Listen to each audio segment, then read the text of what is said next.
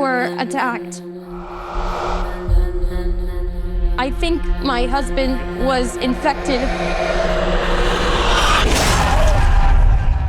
Mike? First thing I wanted to start with is the stages that you sort of go through in this like Wolfman transformation. And I know there was like 7 distinct ones. Talk about how y'all plotted that out and how you changed your physical performance throughout those progressions. Yeah. I mean, it's a team effort in that case, 100%, because I can do my own research and imagination and come up with all this kind of stuff. But then it takes, Arian, who's the prosthetics designer, and Pam, who did it, they have the physical design for what each of those stages are, which then helps me on the mental side, because if I can see what I look like physically, I can kind of then remember where I'm supposed to be, in terms of the levels of human, animal, whatever you want to call it. And then Leigh obviously is like orchestrator, so he is very well versed in his own movie and script, so he knows exactly what's good. But also being able to experiment and there wasn't. It's not like there was rules. Like we can sort of play with the levels and play. So it's a big team effort. Which stunt was like the hardest one? And please tell me it was the arm one, because You mean the chewing one? Yeah, the arm chewing. That wasn't. I wouldn't even consider that a stunt. That was just a choice. You know what I mean? A wild choice for a take. Okay. I mean, it's written in that like he does that, but how that happens was we would sort of vary take by take.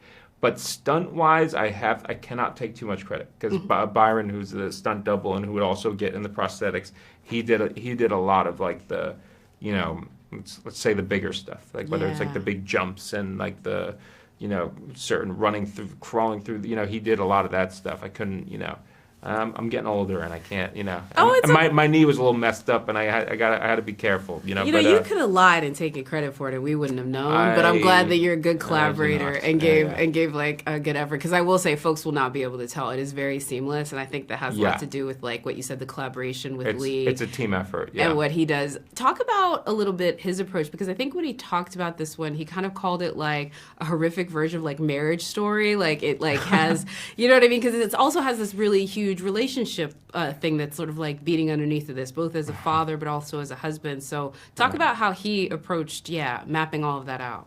I mean, like, it's, again, this is not a spoiler, but you don't get too much time with the couple, with the family, before things start sort of going awry, right? So you have to kind of measure how much of a glimpse that you as the audience needs to then tell the rest of the story from there. And you get the sense that this family, okay, like they're a little bit on the rocks, but the big thing to sort of focus on is that they are having trouble with communication with each other and how they talk to each other, right? Which is something that everyone deals with all the time with loved ones.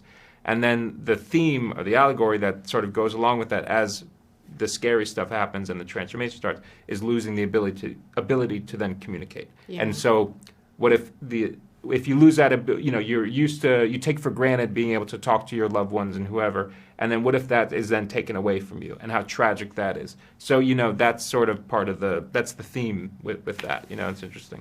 And one thing, too, I think is kind of interesting is you had a lot of, I think, tools at your disposal, whether it be the physical stuff, the atmosphere. I mean, where you guys shot it looked like it was kind of, like, gorgeous in a lot of those, like, outside scenes and that sort of thing. What was the thing that really sort of put you most into the world? Was it a prosthetic? I think it was the prosthetics. I mean, in terms of, especially, like, the wolf stuff. Yeah, I mean, where we shot, and especially in the South Island in New Zealand, was, beautiful and mountainous. It felt almost like Jurassic, you know what I mean, like in the nature. But for me, character-wise, it was sort of the prosthetics. Now you're officially like a Wolfman. You've been canonized. There'll be Wolfmen walking through Universal Studios. Like you're part of the lineage good. Now. If you could name one of your collaborators that you think would be good to be like a classic character in like Universal Monsters, anybody that you've worked with. I mean, another actor. Yeah, that you've worked with. Well, can you give me the character? I mean, whichever one you pick. Like it's up to you. But who are they? Like the Mummy? Yeah, the Mummy, the Invisible Man, Dracula, Frankenstein, Wolfman.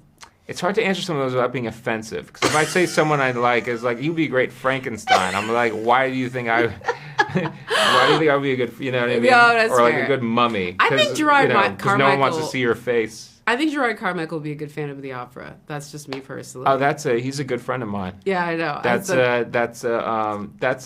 I'll pitch it to him. Okay. I'm going to ask you one last question, too, about working with Julia as a scene partner. Yeah. You guys had to do a lot of, like you said, like nonverbal dialogue, and talk a little bit about working with her.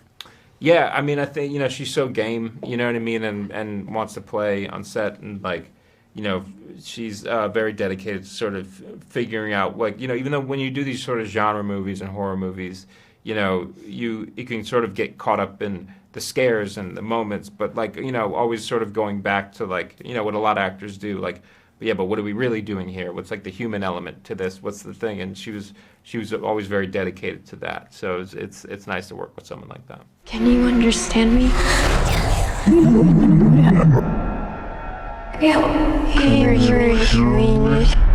You're scaring me.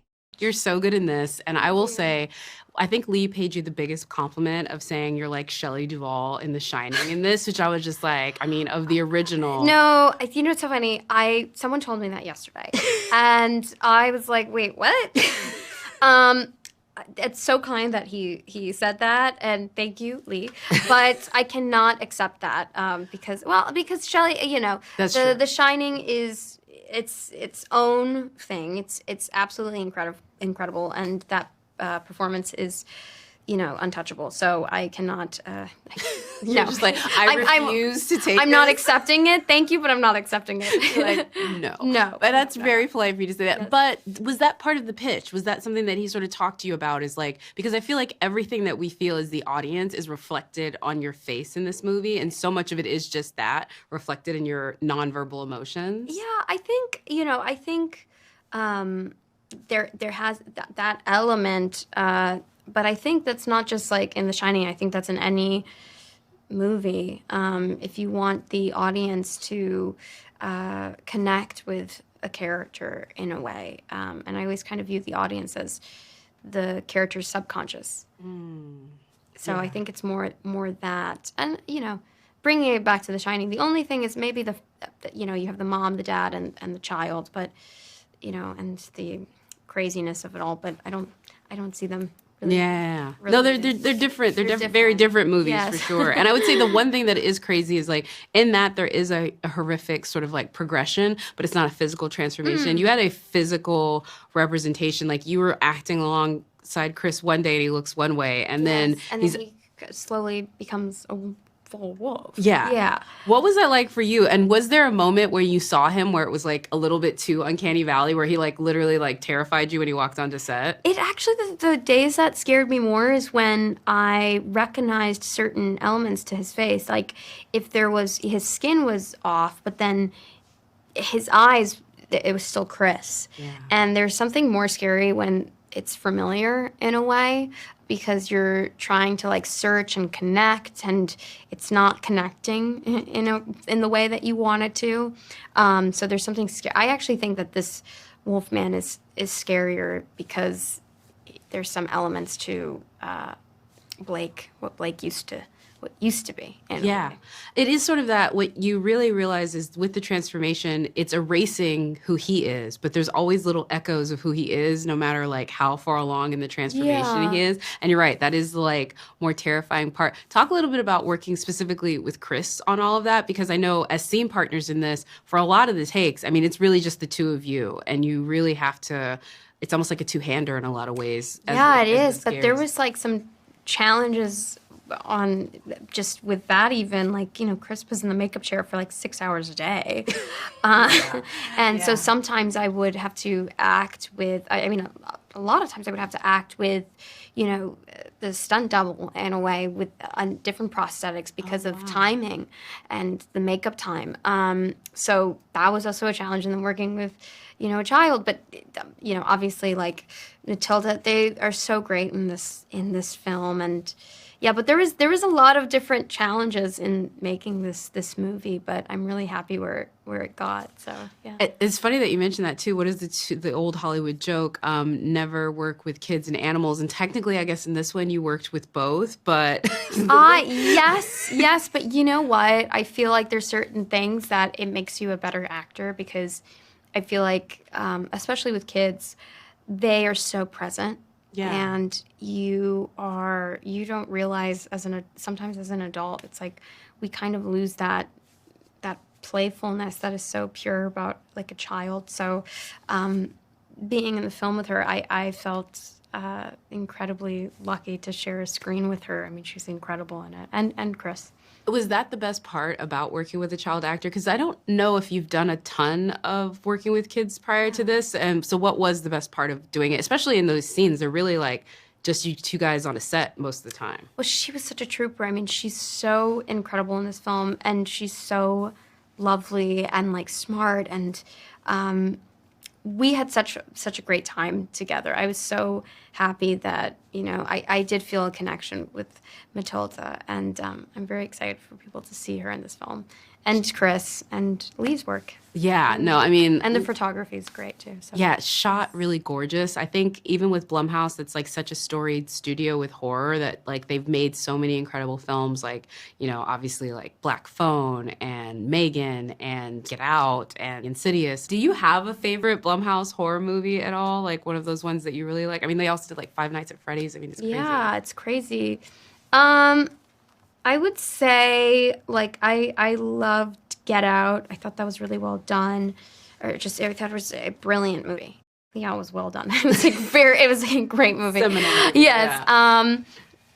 But like in terms of like a fun movie, I would say like the reason I had such a good time watching Megan. I cannot wait for Megan 2. Yeah. I'm like kind of obsessed with Megan.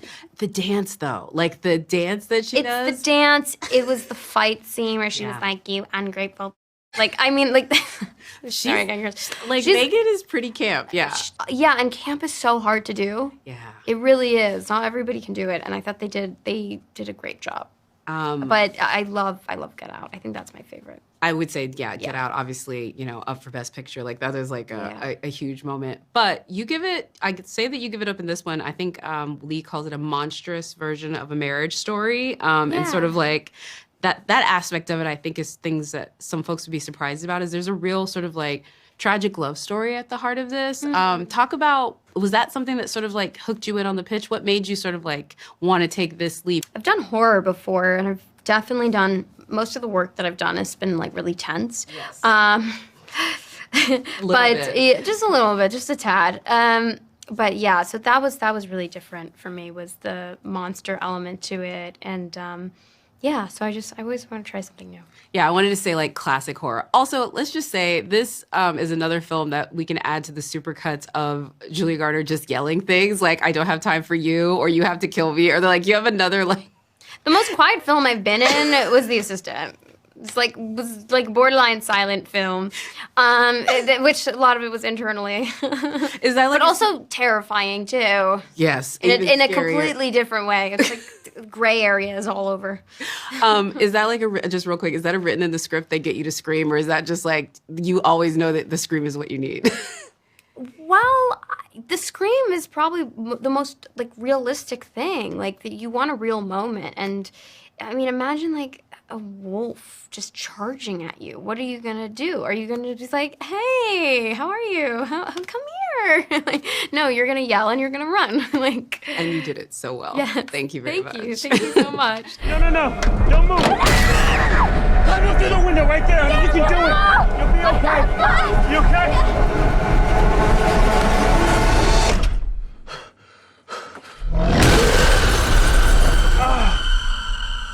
I love how this is really a story about two couples as they go through the stages of one coming into like a monster. But I found it surprising to learn you also wrote this with your partner. Yep. So I'm curious, did y'all abide by the Brady Corbet school of like filmmakers get the tie break, or did you like how do you solve the fight when it's like, you know, you gotta be in the house with this one afterwards? I don't know. That's interesting because we never really got to that point. I felt like Corbett, it was the first time we'd written together. She was deferring to me a lot. If anything, I was saying like, well, what do you think? And she was like, what do you think? And I'm like, no. You know, So she was good. She was a good authority. She made herself the cop of the relationship stuff. Oh. So she was very hard on that, just saying like, you know, she wanted it to be authentic and the way they talked to feel authentic. Because a lot of times relationships, marriages, whatever in a movie, maybe it's not depicted in a way that feels real or... so she was just really hard on that. Oh, that's good. And I mean, that stuff really like stands up to it. I will say too, though, it's shot really beautifully. Like it is, it is gorgeously shot. Thank you. And I loved reading that you use the inspiration of what Villeneuve did with Deacons as kind of like an idea. So what was the film? What was their pairing? Was there a specific shot? And how did you translate that into your Wolfman? With Villeneuve's work? Yeah. I think Stefan and I, Stefan Duccio, the cinematographer that I work with, he and I just have so much fun in the research phase. It's that time when there's no pressure, we're not shooting the film yet, no one's looking over our shoulder, and we just talk so much about different films we love. We'll sit around in a room, bring up shots. One thing we love about Deacon's work on Denis Villeneuve's films is that he just uses space. He can turn a bland space, just a beige office, into like a compelling picture. Yeah. And it's using those domestic spaces. And we talk a lot, Stefan and I, about framing, like why. Everybody's using the same tools, right? They have the same camera, the same lighting equipment. So why is this person over here able to create something stunning and then this person over here is just going through the motions? That I think it's just natural talent in the eye. And so I try to push Stefan to create images, even if it's something supposedly bland, like someone is sitting in a chair against a wall. I'm always saying to Stefan, like, what do we do to make this a painting, a memorable shot? Just have to ask you, favorite Deacon shot then? Because I will just tell you, the orange shot in Blade Runner 2049 when they come into the casino, like I would live in that. But that's me. It's what you. No, I mean that's got to be up there for me as well. Like there's, I love what he does with even simple shots. Like speaking of Blade Runner, there's that shot where Ryan Gosling's character walks into the house in the beginning of the film. Yeah. Or sorry, it's Dave Bautista's character walks in and Ryan's sitting there against the wall in shadow. I know what you meant. And there's this light coming in, like just a beautiful portrait. It doesn't have to be flashy. He's just doing something with a room. That I love. I mean, we probably should have a separate interview just to talk about Deacon's work. We can't. I love it so much. No, well, let's get to your actors. I love the compliment you paid Julia about calling her like a Shelley Duvall character in this one and doing what she. By the way, she completely rejects what you said. By the way, because she's too humble of a person to admit it. But we've all seen what Julia Garner can do. So we know she's lying. she has those eyes like Shelley Duvall. She has these eyes that are like empathy machines. Like, she doesn't have to say a word. I would cut a lot of dialogue with her on set because I realized, I don't know if you remember that one scene in the film when Chris Abbott's character picks up the daughter and puts her on the couch and we cut to a close-up of Julia just watching. She originally had dialogue. And I was like, we don't need it because, we don't need her to say, like, do you need me to help? Like, you see it all in her face. Yeah. So, my favorite one is after the arm scene, the look of horror on her face, and you could that is subtitled. Like her face has subtitles. Like it's so expressive. This is why she keeps, people are just shoving awards at her because her face is so expressive. Yeah. Elizabeth Moss had the same thing. Yeah. On Invisible Man, like you point a camera at her. There was one scene with no words. I just had her sit down on the floor, and it was like a whole soliloquy just on her face. And it's so funny, too, because in addition to what she's doing, you also have Christopher Abbott equally giving, like, an incredible performance as he descends into this monstrous thing. And I loved hearing how, like, because I was thinking about The Fly and The Thing and all of these sort of, like, put-away, horrific stories. Talk a little bit how those inspirations found their way into the script and, like, what you were shooting as far as, like, those two very iconic films, really heartbeat throughout this. Yeah, I mean, it's good that you felt that. I think whenever I make a film, I'm usually thinking of something else, like what was the inspiration here? Like a few years ago, I made a film called Upgrade, and when I was making that, I love that film. Logan's great in it. I was really thinking about these low-budget sci-fi films that I grew up with. When I was making that, I was thinking about The Terminator and The Hidden and all these movies, and so I think it's important for me to have these touchstones but not imitate them. So on Wolfman, I was thinking about The Fly and The Thing, and I think the aspects of those movies that made them resonate was the fact that they used practical effects in a tragic way. A lot of the practical effects driven movies from the 80s are going for laughs, whether it's Reanimator or Evil Dead 2. I just love cracking up watching, the limbs come off, watching Ash, cut his hand off. It's funny, right? Yeah. But when you look at The Fly, there's nothing funny about it, nothing deliberately funny. It's really the story of a man with a disease. And it's so tragic the way Jeff Goldblum plays it. So I just had that in the back of my mind the whole time. Like, can we approach this level of pathos? Can we approach this level of tragedy? Yeah, and very similarly too, having someone like Jeff, who you instantly like feel for, go into this path. So now you've done Wolfman, you've done The Invisible Man, and I love hearing like the pitch when you like spoke to people at like Universal, like Peter Kramer, would be like, "Well, we can do it. Like we can do it." So what is the next one that you're going to pitch to them to be like, "We can do it"? I don't know. I mean, you know, people have been asking me like, you know, you got to complete this trilogy, right? You know, it's the monster trilogy. So I guess my go-to answer would be like, I think Jacqueline Hyde is an underserved character. We've seen so many Dracula films. You know, there's a Frankenstein movie coming up. I just feel like Jacqueline Hyde is really interesting because of the duality of it, and it's kind of, I don't know. It was saying things back then when it was written that would be relevant today, and I don't know that anyone's done a recent version. This idea of someone changing into the dark, into the mad version of themselves that's in them, you know, maybe there's something there. No, I think there's a lot there. So 2027, Leigh Whannell, Jacqueline Hyde. Who's on the short list? Who's on the cast short list? It's supposed to be the same actor, so the short list, I don't know. Actors I love. Who are these people who are really, really transformative? Like, I love what I do love what Michael Fassbender does, obviously Chris, but maybe I could just go back to Chris. He's so good. You probably could, but for the iconography, you probably need to find another actor. I'm just saying that. And Fassbender, I feel like that's a good one. Daddy. Daddy. What's wrong with Daddy? Back off! Please, Daddy is mean.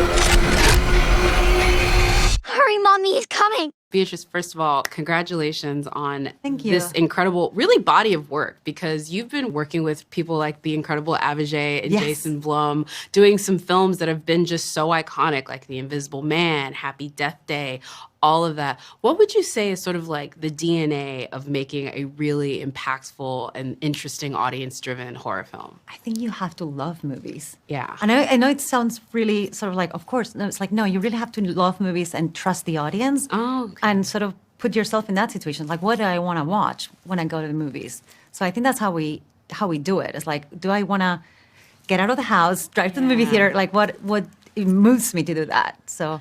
And I also think, too, because you worked on Invisible Man, you've obviously been working with Leigh Whannell for a while. And Upgrade. Yeah, and I've done them all, yes. We were literally talking about Upgrade, which, by the way, that ending still haunts me to this day. It's one of the most disturbing endings in cinema. Y'all need to go see it. But what would you say? I would also say one of the DNAs of a good Blumhouse feature is these incredible visionary storytellers and filmmakers that are at the heart of it, and Leigh's obviously one of them. Yeah. What would you say that he particularly brings to the horror genre and his sentiments that make his films so memorable? Passion, a lot of passion, a lot of knowledge of films, what works, what doesn't work. And going back to it, like, he's an audience member. Yeah. Like, him and I on set are always talking about movies and talk film to each other. So I think that, like, that passion comes through every single time. Is there something that you noticed that you did work with him on Upgrade now to Wolfman, where you've seen his filmmaking style, like, obviously mature and differ? What would you say is the biggest difference between him now, and what would you say is like the same even through all this time? I think, to be fair, like, I think obviously the budgets have been different, but I don't think anything has changed except for, like, maybe more confidence and more like, not that he had any lack of confidence in Upgrade, but I just like, I know this and I'm gonna do this, like, no doubts. So. Also, as a producer in this one, I think the thing you're going to have to do a lot of times is help him execute these things that are just living in his imagination. Yes. So, like, he will be describing to you maybe the 7 stages of Blake's transformation, but then you've got to help him get the props guy and the prosthetics person. Yes. So talk about how you helped him with, like, again, just getting the, like, tactile things that he needed to do to make that happen. Well, I think the moment that I had worked with Arian Twitten, who is the makeup artist. I had worked with him before, and I knew that he was going to be the right person for it. So, like, I remember bringing up to Leigh, and it's like, we need this. We need a visionary. We need somebody that is just going to be as crazy as we are in terms of, like, passionate. And so, that was my first thing to put them together, and that's sort of one of my proudest moments from the movie. Is just like I knew that was gonna be great, and then the other things was like wrangle, like with the stages of makeup comes hours of makeup, comes schedule, comes all those things. So that's sort of like I don't want him. I just was like, what do you need, and we'll make it work. It's like, well, I want to be able to shoot this time because of the story and how it goes. Like, okay, well, we'll figure it out. It was there was a lot of moving pieces, I have to say. When did he tell you he wanted to do the animatronics? Because I feel like as a producer, like you already had all of these things. He's like, oh, and by the way, I would basically like to get a robotic Jim Henson Muppet. I sort of like when we realized that the transformation needed an extra step. And I think that was we were like, well, this is what we're going to do. And again, Arian, I think that whatever Arian says, we should all do as a blanket statement. So yeah, and he just knows also. Yeah. You also helping with Leigh and your casting director and everybody sort of in this one had to bring two dynamic characters to be at the center of this with Julia and Christopher. Talk a little bit about it. Like, what is the casting process like? Is that like all of y'all getting together? Is it really just Leigh with the casting director? How do you assist I think with it's sort of like a group effort of like, who do you like to see? And I know that Leigh's assistant was a very early fan of Chris Abbott. I mean, we all love Chris. And we're like, oh my God, yeah, he's great. And and the same with Julia. It's like all of a sudden we saw them together, and they had been together in the first movie. Julia did, and I was like, oh my God, it will be great. And then, it was just a conversation. This always is, and also casting Matilda, the little girl, was like we saw her audition. I was like, well, we're done here. Yeah, it was very good when you're casting kids and you see a tape and you're like, this is it. We don't need anything else. That's really great. Yeah. Especially, again, kids, very difficult to find the right one. Yes. One of the things, too, I think is really interesting with this one is once you sort of like assemble that cast together, then they can do what they do to it. Can you talk a little bit about what they brought to it that you didn't expect for them to bring to this one? So I spent a lot of time with them because I will go, when Chris was in makeup, I will go in the morning with him, just like it's a long process, and I just wanted to make sure that he felt supported. So he brought a sense of like sadness and emotion that on the page was there, but when I saw it on the film, I was like, oh my God, this really broke my heart from throughout. And with Julia, I spoke to her about, she did a lot of research of grief and how to deal with it. And so it was something that again, like, they're such incredible actors and they're so prepared, but there's things that you don't think about if you're not going to be performing in the movie. Yeah. The other thing I want to talk about is this is now your second in the classic Monsters universe, which is obviously so storied and so iconic.